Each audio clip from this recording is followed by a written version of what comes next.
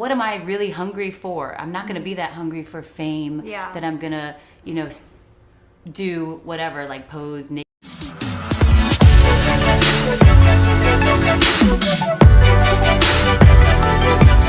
My mom raised me, but she didn't do it in the right way. She scared me with a lot of things, with like men and sex and relationships.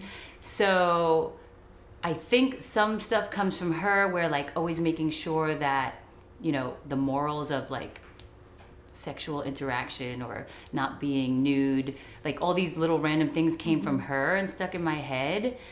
But then I also think I was a very shy person, so maybe that also played a part too. And then I had a lot of friends that did do things, and I always looked at the result. And so I'm a person that learns by watching other people. I'm not going to make the same mistake that you made. So I'm going to know, hey, this is not the right way to go about things.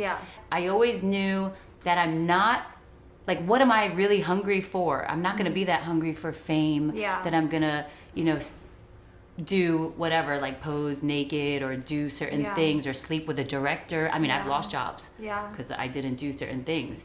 And that was heartbreaking, because it's like, oh my God, I'm trying to live in a place where I have high standards and boundaries, and it sucks because I got, you know, kicked out more than once. And that hurt, but it still kept me telling myself, you know what, good people or people with the morals and values, you'll win your own way. Maybe it's just not that way. And that's what I held on to, just knowing that, be true to myself.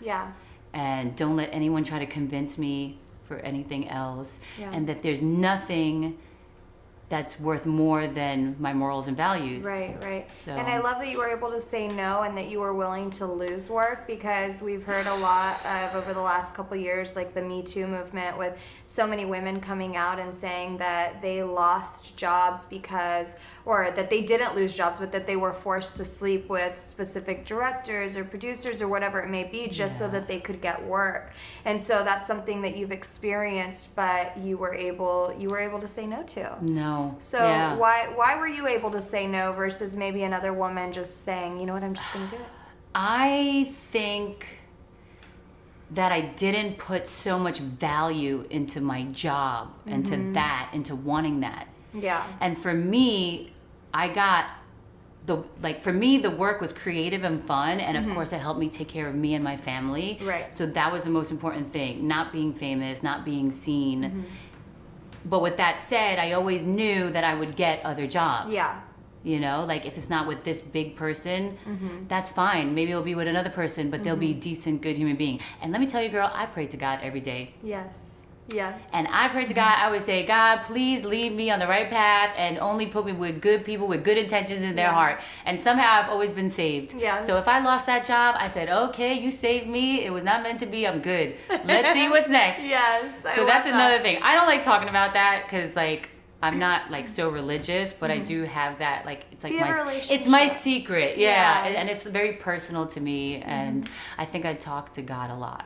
And I think for a lot of people that don't know, who maybe just know you from social media, they know you from Instagram, like, I think something that most people wouldn't know about you is that you are such a humble person, that you have so much love in your heart. And I truly do believe that's a huge reason why your career has been so blessed, is because of your relationship with God, because of your prayers, because of your humble heart, because you're not out to like get anybody, you're not out to make your name famous. You really have good intentions with your motives and with your career, and I love and appreciate that about you so much. Thank you. And I try to tell that to people, because I'm like, if you want something, just ask and you'll receive. But there's one condition: make sure your heart's clean.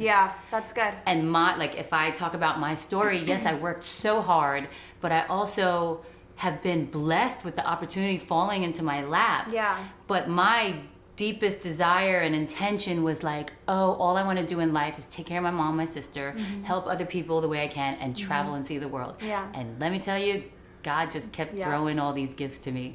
So. And he's not done with you. Oh my gosh, I'm scared a little bit. I got a little anxiety. What else?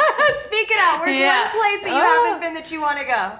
Oh my gosh, I have not. I've traveled the world except for Latin America. Okay. I'm dying to go to like Argentina and Brazil and Chile. All right. Yeah. We're going to be able to rewind this interview a year or two Oh my from gosh. now, And then you're going to be doing a whole tour there. I love it. Yes. When I was in the adult film industry, it went really it actually went hand in hand with Hollywood. I met a lot of, rock stars and actors and rappers and football players, just everybody, you start to meet a lot of these people because the Hollywood theme is kind of like that sex, drugs, and rock and roll.